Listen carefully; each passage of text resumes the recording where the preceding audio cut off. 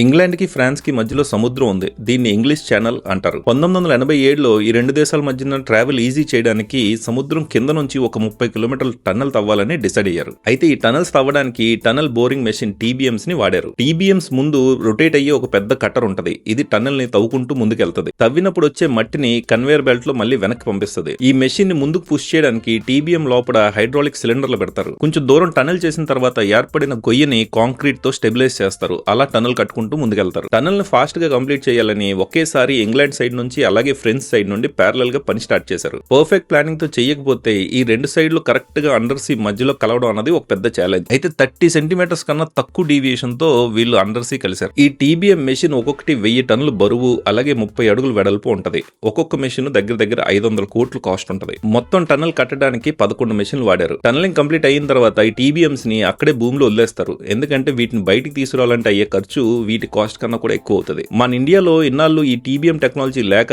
ఎక్కడైనా tunnels తవ్వాలంటే Japan నుండి China నుండి టీబీఎంస్ ని ఇంపోర్ట్ చేసుకునే వాళ్ళం. అయితే రీసెంట్ గా ఇండియా కూడా తన సొంత టీబీఎం టెక్నాలజీని బిల్డ్ చేసుకుంది. ఇది ఒక మంచి విషయం. ఇలాంటి ఇంట్రెస్టింగ్ టాపిక్స్ మీకు నచ్చితే సబ్స్క్రైబ్ టు ద ఛానల్.